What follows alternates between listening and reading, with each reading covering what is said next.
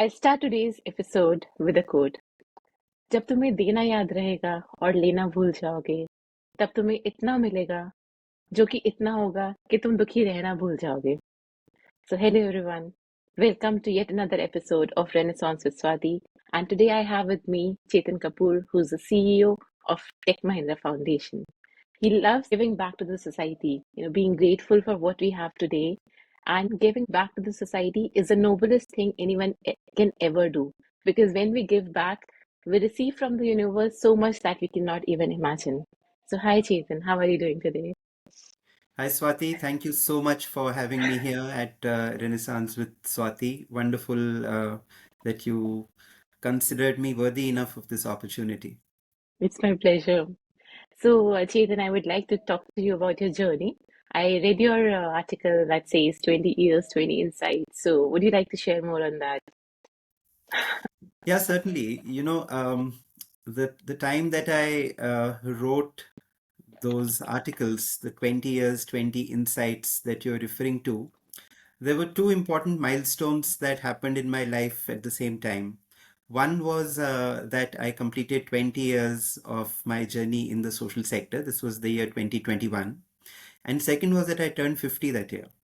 Okay. So around the time that I turned 50, even before I thought of writing the series of articles that I did, there was a very conscious thought that came from within that, all of these years that I've now spent in the social sector, working across various organizations, including setting up an NGO and a startup. I consciously decided that, I need to take more steps towards sharing and giving back to the ecosystem certain insights, certain thoughts, certain experiences that I would share with everybody in general. So that's what had actually led me to penning those insights. And I'm glad that that's something which has been well received. And a number of people within the sector have complimented me that there were some useful insights there.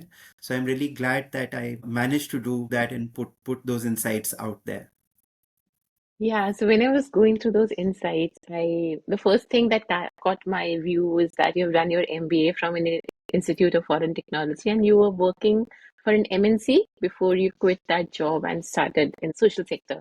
So how was it? You did your MBA, you joined an MNC, Yeah. and So, doing the MBA was a very, I would say, outside in decision. And I'll tell you why I'm saying that. In the mid 90s, which is when, or, early 90s, Mhm, um, after I completed my graduation or around the time that I was doing my graduation, there was this thing that, it's very important to do an MBA for you to make a career. At that time, there were the IIMs, were mhm, considered to be the place to go if you want to pursue a degree in management. And like everybody else around me, I started preparing for the CAT exams. Apart from CAT, there's also a number of other institutions. Indian Institute of Foreign mhm, Trade was one of them, which was high on my radar. Now, why I'm saying that this is outside in, and I think this is true for a lot of people at that age when we are in our late teens, early 20s. We are very much influenced by what we hear and see around us, our peers or our seniors from mhm, school who've done well. And there's a lot mhm, of parental influence also, which is at play. Now, all of these, if you think about it, are outside influences. There's very little of inside out. We do not get the chance really to look within and ask ourselves, what is it that I would really want to do with my life, right?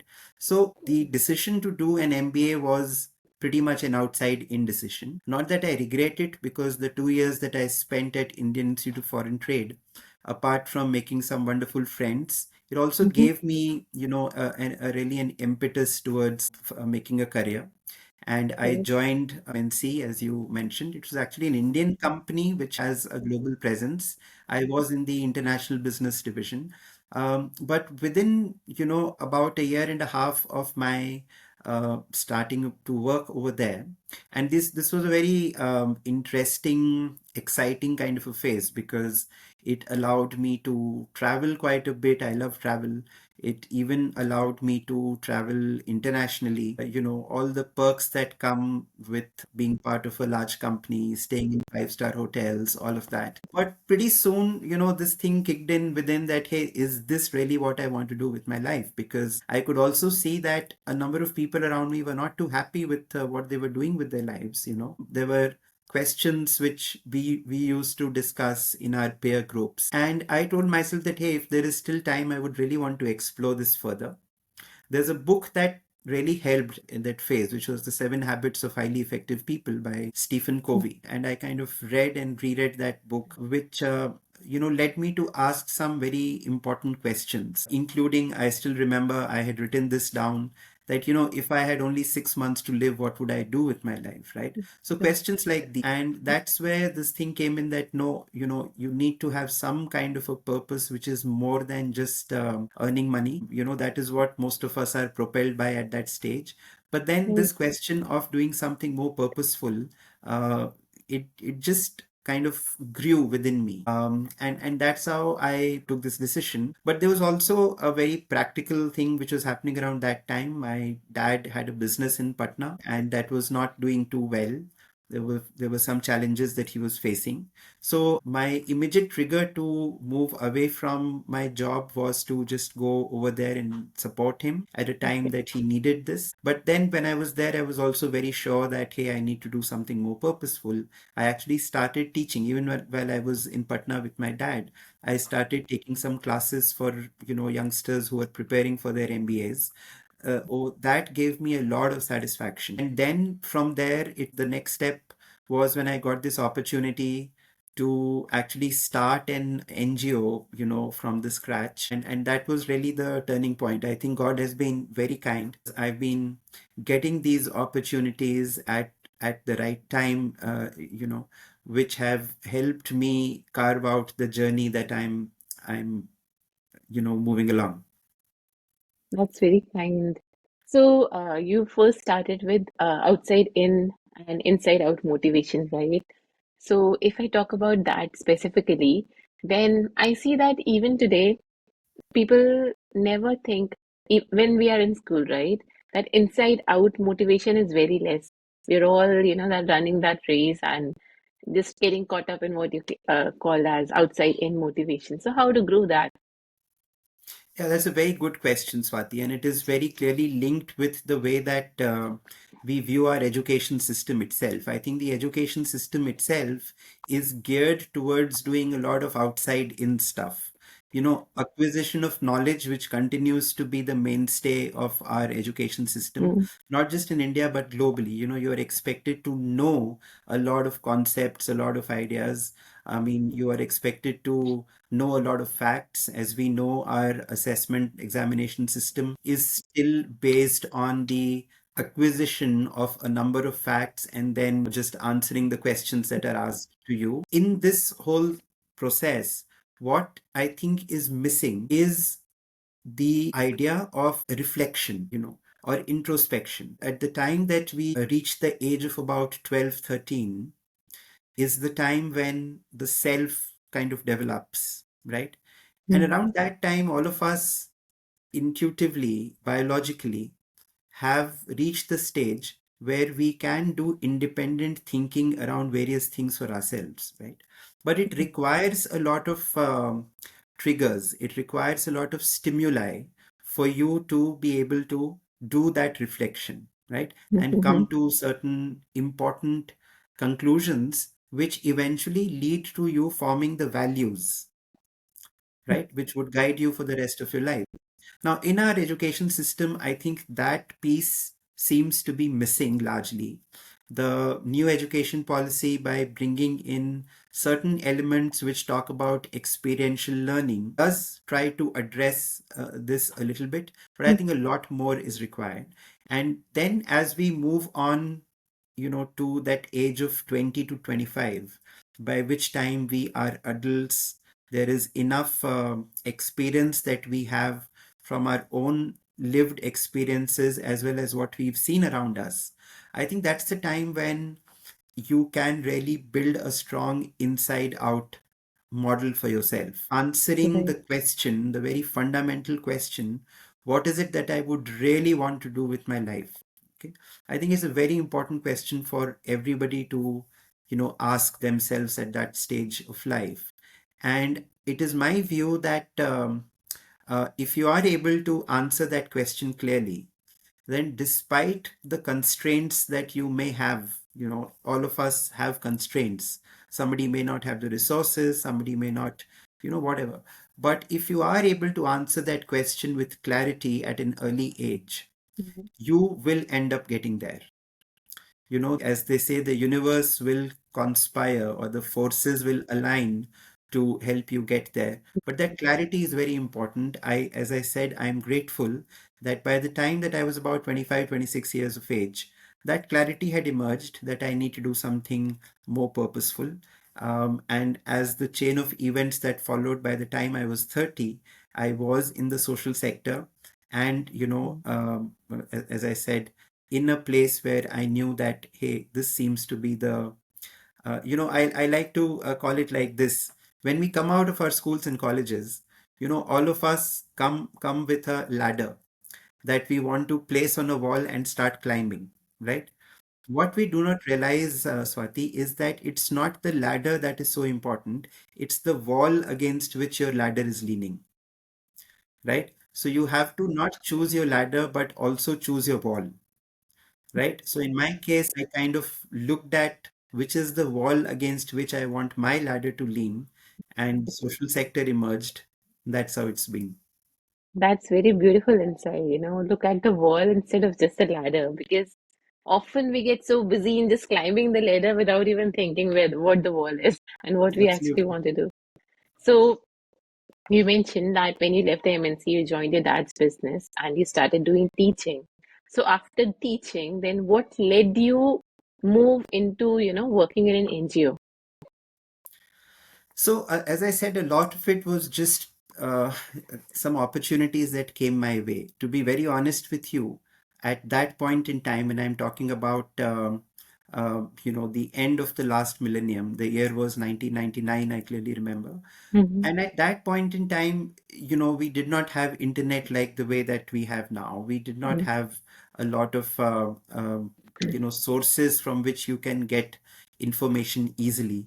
And to be honest, when I was going through that phase of trying to do something more meaningful, I was not even aware of the NGO sector. But when I was on the lookout, when I wanted to, so I spoke to a number of friends of mine, and there was a friend who was working in a global consulting firm.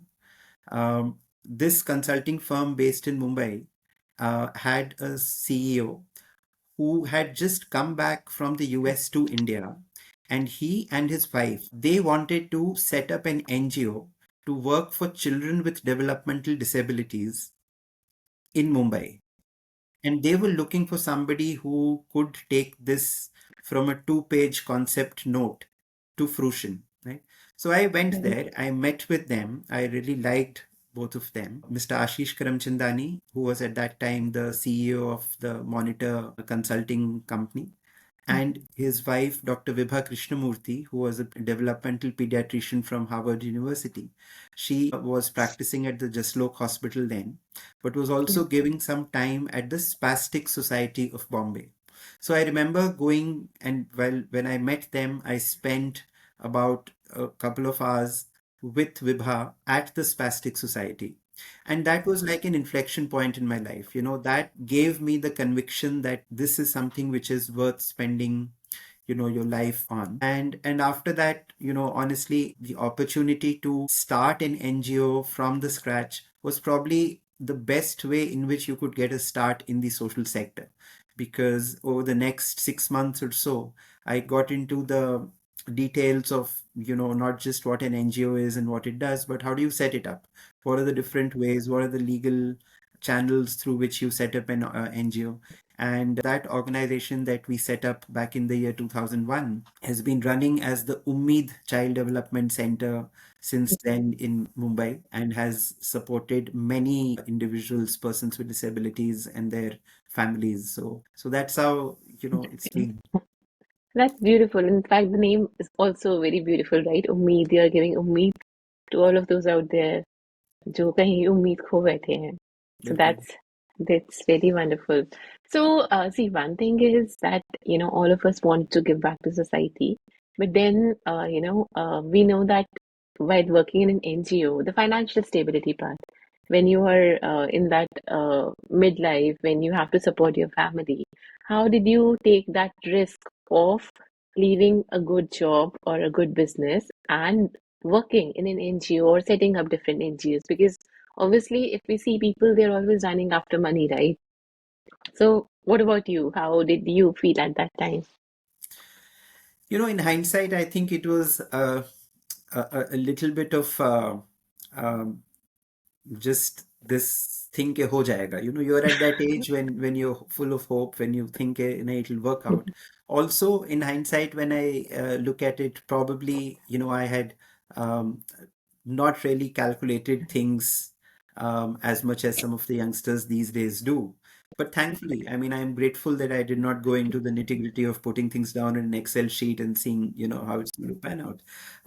What happened was, Swati, is that while, when I joined Umeed, when I joined Ashish and Vibha, they were kind enough to ensure that my basic expenses were more than covered. After that, and as I just mentioned, a short while back, that there have been some very interesting, you can call them coincidences, but these are not coincidences really. They were meant to be. So after Umeed, when I was looking out for my next, thing to do, um, with Umeed, it was a clear thing that I had to set up the organization and then move on, right? But by that time, I was hooked in the social sector. And then in 2002, Pratham, which is one of the largest education NGOs in India and has now been doing the annual status of education report, or the ASER report as we call it, right? So in the year 2002, Pratham India Education Initiative was formed, which was basically a Okay. group of corporates that had come Mm-hmm. together to support Pratham. One of their mandates was to sponsor professionals to work for Pratham, right? And I applied for that and was, lucky enough to get through. And interestingly, while I was working for Pratham for the next about 3.5 years, my paycheck used to come from the Aditya Birla Group. That way, it wasn't as if I had to, take a very significant hit. I mean, in any case, in those times, things were much simpler. Of course, after that, I do agree that if I were to compare myself to many of my, friends who have gone on to do their MBAs, etc., the trajectory has been different, but never such where, you felt any significant scarcity, never such where you felt that the trade-off has not been worth it. Right. I Okay. think financial ups and downs are part of everybody's lives. In my case, it's not been an exception. But again, I think the way things have panned out, because there was clarity in terms of what I had to do next, things just worked out. Like you said, you had found your wall, right? You Yes, only had to figure out the ladder. that's right. Yeah. That's wonderful. So you started working with Pratham, and after that, you started on your own as well, right? Yeah, a little bit later. So after Pratham, I also spent a year and a half with American India Foundation. Okay. It was very interesting because at Pratham, my main role was to do with primary education. So when I was in Pratham, I got the opportunity to look at the entire primary education system, especially in North India, particularly in Delhi, where I was heading the Delhi program. So a solid grounds up understanding of what goes into our government schools, what are the kind of challenges that are faced by people who are, lower down on the pyramid in terms of this. Mm-hmm. I've mentioned some of these things in the 20 years, 20 insights as well. Um, but after that, when I joined American India Foundation, I got the opportunity to head a program called Digital Equalizer, which Okay. American India Foundation is still running.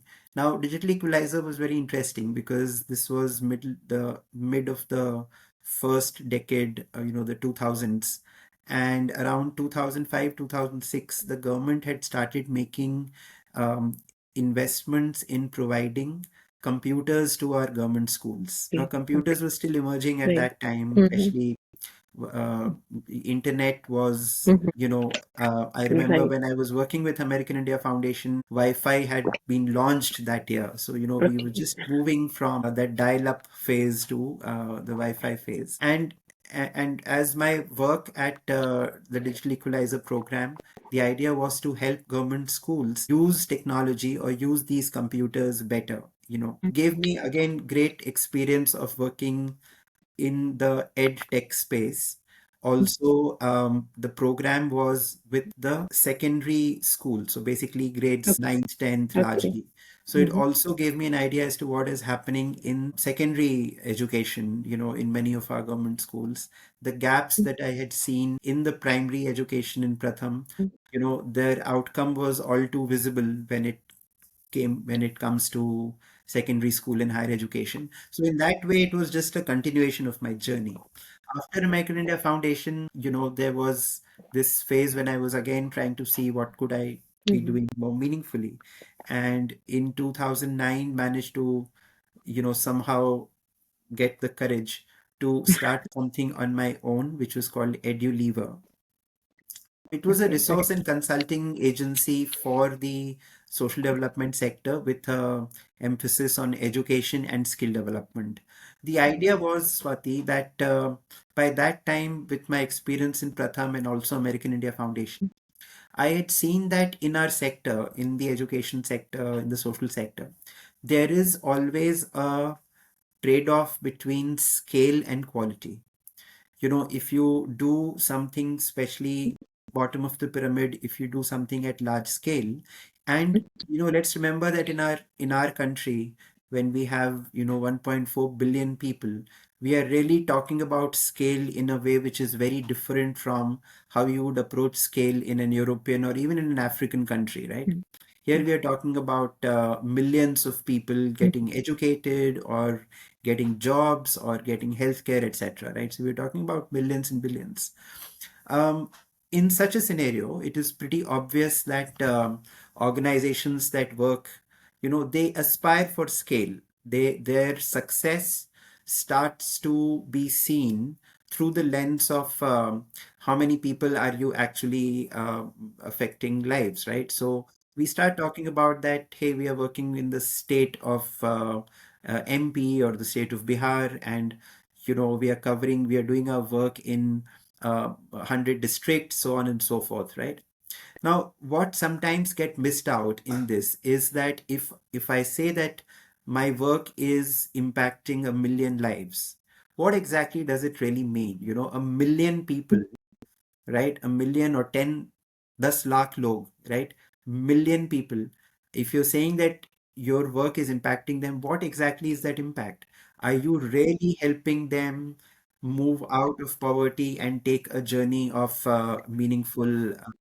So these questions were very raw in my head because, the extent to which an intent, which is what we was most of us start with good intent, the extent to which this intent actually flows down and impacts somebody in a real way is decided by the amount of scale that you're working, the kind of management structures that you have in place, and so many other forces, right?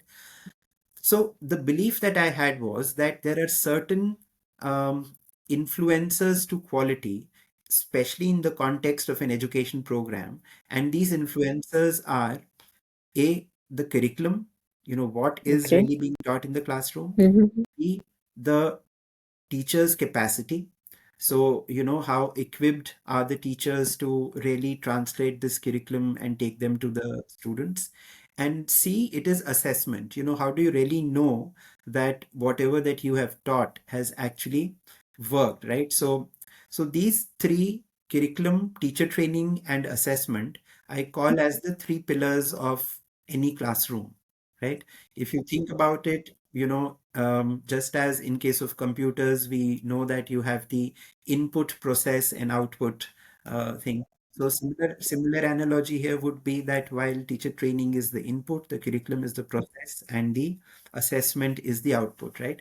Of course. So that's how. So Edulever decided to focus on only these three aspects. We said that, okay, let us create good quality curriculum. Let us focus on teacher capacity building. Let us focus on having good quality assessments and see where that idea goes, right? So we started working with a number of NGOs. We started working with, and these were clients, people who came to us and we reached out to them saying that this is who we are, this is what we do.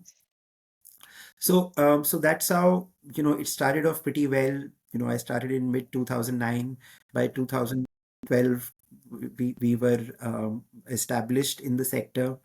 Um, in 2012, one of the clients who signed up with us was Tech Mahindra Foundation. So that is how Well, my right. association with the foundation started. But as luck would have it, how the journey of any startup is all about. In 2015 or end of 2014, I started facing in Edudiver certain challenges in terms of cash flows, revenues. It was a small outfit, put together with a lot of heart, a lot of passion. I think in hindsight, the mistake that I made was that I did not spend too much time in business development, which, any startup is advised to do. Um, Back then we also did not have the kind of startup ecosystem that has developed in India, thankfully after that. But because of whatever factors, by 2015 end, I was in a tough spot, Mhm. and so when the offer came from Tech Mahindra Foundation to join them formally as the Chief Operating Officer, I really took that call, and in October 2016, joined Tech Mahindra Foundation as the COO. Nice. So, Tech Mahindra Foundation, what is it all about? I mean, what all does it do? Right. So Tech Mahindra Foundation is the corporate social responsibility arm of Tech Mahindra Limited, which, as you know, is one of the largest IT companies in India. Part of the Mahindra Group, which we are all Mm-hmm. aware of, Mm-hmm. a group that has a legacy of giving back to the society, right from the time that the group started back in the year 1945 is when the Mahindra Group was initiated. Mm-hmm. And if you look at the charter of the group, it says that, long before corporate social responsibility became a buzzword, I think the founders of the Mahindra Group were very clear that the purpose of the group companies would not only be to ensure that profits are made for the owners and the shareholders, but also to do good for the society, to give back, to make sure that the community itself is benefiting. And I think around the year 2000, the group has beautifully encapsulated this thought in a single word, which is rise. So if you see, Mahindra has the word rise as part of its brand value, and that's something which has clearly flowed down into Tech Mahindra Foundation as well. The idea is to enable others to rise.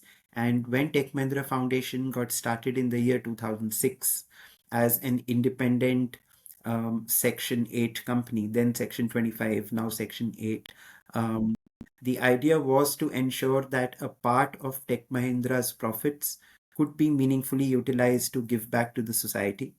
The overarching theme of Tech Mahindra Foundation is empowerment through education. Okay. So the course is very clearly set that we have to work to empower others using education as the tool, Mm-hmm. right? Mm-hmm. And that's what we've stuck to all the 19 years of our existence. We started in the year 2006, and in 2025, 19 years later, we are still very focused on the idea of empowering others through education. We've expanded the definition of education to include employability or skill development, because we see Okay. these as two parts Mm-hmm. of a continuum, two ends of a continuum. You have to start with providing good quality education, but you also have to ensure that once um, the individual grows up and is ready for work, you have to ensure good livelihoods for them. Now, knowing the kind of deficits that exist in our country in both these aspects, I think we have managed over the years to carve out some very strong initiatives around education and employability, especially in employability, the SMART program or the Skills for Market Training program, which I've been fortunate enough to be a part of since inception, because back in 2012, when I was running EduLever and Tech Mahindra came on board as a client, the mandate was to help Tech Mahindra Foundation create a skill development program which can, go a certain length. And that's how the SMART or the Skills for Market Training program was born. And I think I've been extremely fortunate to have seen the trajectory of this program from starting one center in Hyderabad in 2012 to a point where we now have close to 100 centers across the Mm. country, plus 12 academies, and annually almost about 25,000 youngsters are being effectively trained and placed into entry-level jobs. So that way, there is a great deal of satisfaction, gratitude that I have managed to, stay the course as far as this whole journey is concerned. So, starting from, establishing an NGO to becoming a CEO, how different it was, because when you are at that level, when you are in the C-suite, then you're confined to building policies. I don't know, but somehow I feel that you might not be able to actually talk to those children out there, which you must have done earlier. So, is it the case or am I wrong? Um, no, you're kind of right, not as much as I would have wanted to. Of course, the demands of being a CEO in a foundation, in a corporate foundation, require you to take care of a lot of things, a lot of activities, a lot of tasks, Mhm. which do not seem to be directly linked to what's happening on the ground. There are several compliances to be taken care of, adhered to. You need to make sure that the the entire process of running a large organization is firmly in place. And a lot of my time obviously goes into doing this, goes into representing Tech Mahindra Foundation outside. So I must confess that the amount of time that I used to earlier spend on the field is not happening now. But having said that, as I've written in my insights as well, that actually in this sector, the field is your classroom. You have to make sure that you keep going back to the field, to learn, to understand, to just gain new insights, gain new perspectives, because the field in our sector, Swati, is very dynamic. It's not a static thing. It's Okay. evolving, it's changing every other day, especially in current times when we see the way that technology has kind of pervaded our lives, is become a part of what we are doing. We see that happen in our classrooms. We know that when we started, for example, the smart program back in 2012, we did not have smartphones the way that we Of have now, course. right? Mhm. So the youth who we spoke to at that time, as compared to the youth who we speak to now, is quite different. Also, because the program is meant to ensure that these youngsters get into a dignified employment in the formal sector. So the jobs side, the market side has also evolved considerably in these last 12 years, right? Back in 2012, we did not have so many technology-driven jobs. The new economy was still sort of emerging, and at that time most of the students who used to graduate from the smart program used to get placed in the retail sector, for example. Now today Mhm. our students are getting placed in digital technologies, in logistics, in e-commerce, some of them in areas like medical coding. So there's been a lot of change that has Absolutely. happened, and we've Yeah. made sure that we stay in tune with all of these changes. So staying in tune with all the emerging things that are coming. That's right. So yeah, like you rightly mentioned, the field is your classroom because unless you explore the field, you will never get to know that what is in store right now, Absolutely. right? Yeah. Yeah. And I'm sure the advent of AI, right, that will even change it further. Yeah, that of course is the, latest entrant in the whole mix of uncertainties and complexities that we're living with. Though I feel that in the short run, artificial intelligence will definitely help us. It's already helping. I'm using large language model tools like ChatGPT, in my work, and so are many of my colleagues. It's helping us taking more decisions better. I think it's important for us to make sure that the benefits of AI reach the every segment of the society, especially the more vulnerable ones, as early as possible, because otherwise the danger of the digital divide getting widened, is very real. Because I've seen that already how, many people who have not had the access to technology like the way that our kids have had. That divide is already quite stark.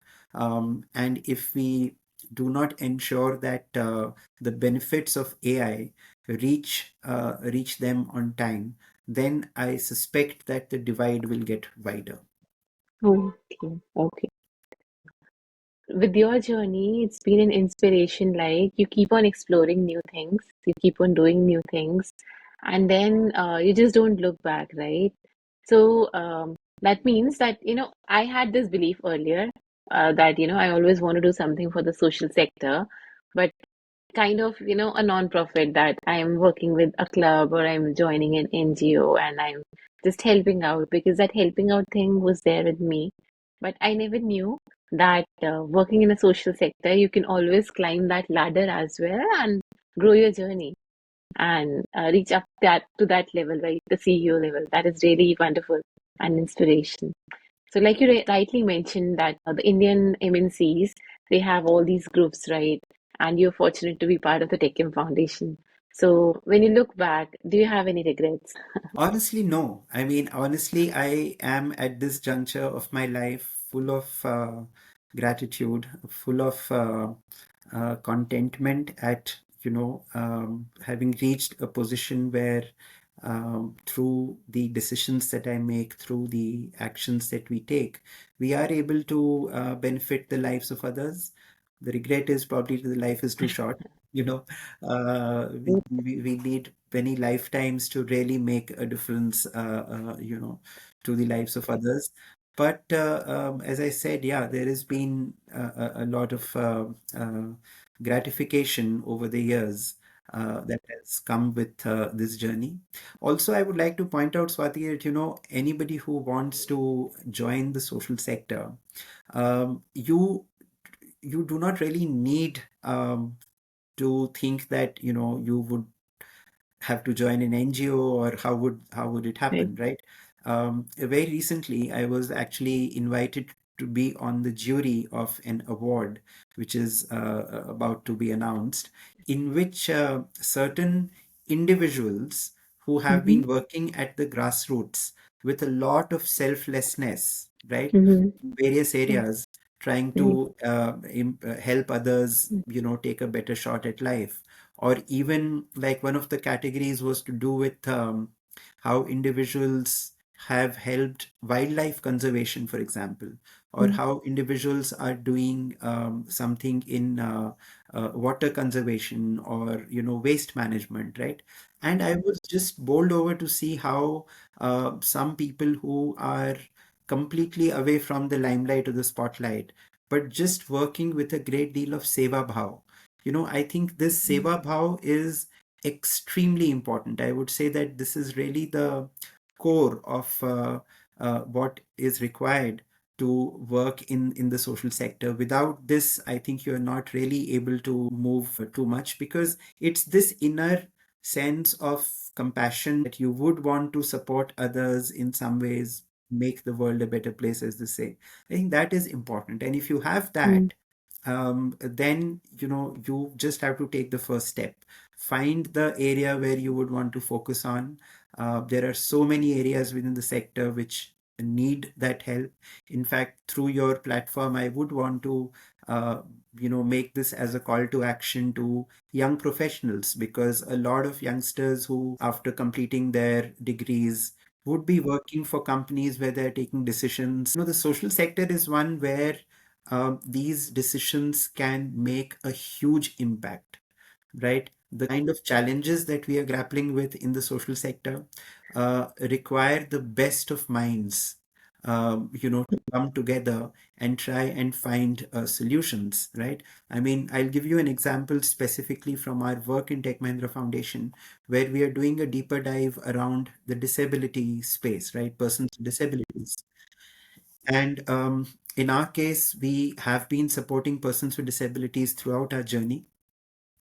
And we realized, and I've realized looking at this space up close, how humongous the challenges are for people who are at the bottom of the pyramid and, are persons with disabilities. For them, for their caregivers, for parents, for example, who realize that their child may have a disability, how do they go about addressing that? How much of a difference does it make to their lives? Uh, Unfortunately, in our case, not just in our country, but I suspect elsewhere as well, disability continues to be seen as a stigma. If a child has an intellectual disability, very often she is not even, recognized, it's not even acknowledged. So I think there are some very, very humongous challenges that are there, which require, as I said, the best of minds to come together and address these hard challenges. And I would want to, invite people who are interested in finding solutions, that the social sector is the place to be. You need not, you do not have to leave your jobs and come. Even if you start volunteering regularly, even if you Mhm. find a good NGO nearby wherever you're staying and start giving a couple of hours on a regular basis, it can prove to be a huge support. That's nice. And also, doing it part-time is one thing, but then can people come and join the Tech Mahindra Foundation directly after their degrees are completed? Is it Yeah, yeah. also So there? we do. So we have, in fact, uh, through our website, we routinely put out vacancies that exist within the foundation. The foundation itself is now more than 300 people, and we are always looking for, uh, good, committed, passionate youngsters, individuals to join us. But of course, that depends on the kind of vacancies that we have. Of course. And that's really wonderful and very, very insightful because, like you rightly said, there's so many underprivileged out there, and like you talked about disabilities, so many people out there with disabilities, and people just look down upon them, at least in India right now, and we are yet to evolve in that space. So, Yeah, but I'm hopeful because that awareness is beginning to happen. I think the government is also now taking some very strong measures. Talking about Divyangjan, which our Prime Minister did, was, I mhm, think, a way to sort of put this out there that we need to address this. The Purple Fest, which is now happening regularly, is a step in that direction. But yeah, you're right. A lot needs to be done. Assistive technology is making its mark, for a lot of persons with disabilities, and we are clued into that as well. So I think if we just keep that as an agenda and keep chipping at it, we'll get somewhere. that's wonderful. So, what is the key takeaway for everyone out there? Well, so as I said, it's important to find yourself at an early age and then be yourself. That's the mantra that I have been telling a lot of youngsters, that, take the time out to truly find yourself, the person who you really are. And once you found yourself, then be yourself. There's always this attraction to be somebody else, not the core person that you are, right? Or to at least to make yourself perceived as that somebody else who is more attractive, to people out there. But then you are straying from who you really are, right? So it's very important to be rooted in terms of the individual that you are, because eventually it is only through that individual can you find your true calling and your true potential. खुद को पहचानना सबसे ज्यादा जरूरी है। बिल्कुल बिल्कुल बिल्कुल। जी। राइट राइट, तो खुद को पहचानने के लिए क्या करना चाहिए? One last line. खुद को पहचानने के लिए पहले खुद को बारीकी से जानना और समझना चाहिए। उसके लिए ये ज़रूरी है, जैसा मैंने कहा, कि आप समय निकालिए इस चीज़ के बारे में सोचने के लिए। पढ़िए, पढ़ना बहुत ज़रूरी है। पढ़ के काफ़ी थॉट्स आते हैं। जैसा मैंने कहा कि that book by Stephen Covey had really helped me at a very important juncture of my life.